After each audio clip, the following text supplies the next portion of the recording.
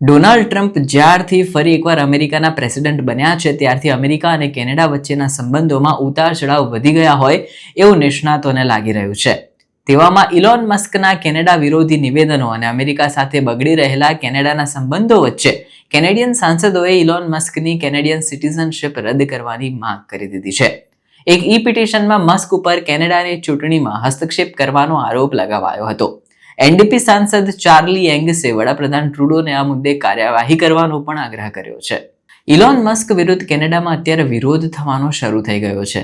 ઉલ્લેખનીય છે કે એનડીપી સાંસદ ચાર્લી એંગસ ઈચ્છે છે કે વડાપ્રધાન Justin Trudeau Elon મસ્કની dual citizenship અને કેનેડિયન પાસપોર્ટને તાત્કાલિક ધોરણે રદ કરી દે. એટલું જ નહીં, આને લઈને તેમને એક ઈ પિટિશન પણ રજૂ કરી દીધી છે. પાર્લિમેન્ટરી પિટિશનમાં મસ્ક ઉપર કેનેડાના ઇલેક્શનમાં હસ્તક્ષેપ કરવા માટે ટ્રમ્પ પ્રશાસનમાં પોતાની સંપત્તિ અને શક્તિનો ઉપયોગ કરવાનો આરોપ લગાવાઈ રહ્યો છે. એમાં કહેવામાં આવ્યું છે કે મસ્કે એવી ગતિવિધિઓમાં ભાગ લીધો છે જે કેનેડાના રાષ્ટ્રીય હિતોની વિરુદ્ધ છે.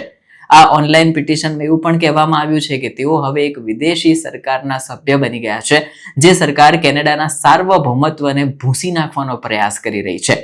તમને જણાવી દઈએ કે ગત મહિને મસ્કે કેનેડાની રાજનીતિને લઈને પણ સોશિયલ મીડિયા પ્લેટફોર્મ એક્સ ઉપર ટિપ્પણીઓ કરી હતી. એનડીપી નેતાએ કહ્યું હતું કે મસ્કે કન્ઝર્વેટિવ લીડર પિયરે પોલિવ્રેનું જોરદાર સમર્થન કર્યું હતું અને ટ્રુડોને ખરાબ નેતા ગણાવ્યા હતા. આ પિટિશન નવું સેશન જ્યારથી શરૂ થશે ત્યારે હાઉસ ઓફ કોમન્સમાં રજૂ કરવામાં આવશે. કેનેડાના 2 લાખથી વધુ લોકોએ આ પાર્લિમેન્ટરી પિટિશન ઉપર હસ્તાક્ષર કરી દીધા છે, જેમાં તેમના દેશને ટેક અબજોપતિ ઇલોન મસ્કના ડોનાલ્ડ ટ્રમ્પ સાથેના અલાયન્સને કારણે તેમની કેનેડિયન નાગરિકતા છીનવી લેવાની માંગ કરવામાં આવી રહી છે. ટ્રમ્પે તેમના બીજા યુએસ રાષ્ટ્રપતિ પદના સમયગાળામાં વારંવાર કેનેડાને અમેરિકામાં ભેળવી દેવાની વાત કરી હતી.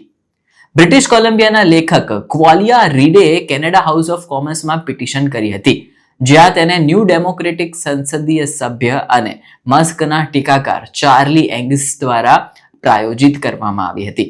હવે અમે તમને એ જણાવીશું કે આ પાર્લિમેન્ટરી પિટિશન ક્યારથી શરૂ થઈ. તો આ 2015માં શરૂ થઈ હતી. જો કે આનાથી સરકાર ઉપર પોતાની નીતિઓને બદલવા માટેનું કોઈ કાયદાકીય દબાણ નથી ઊભું થતું.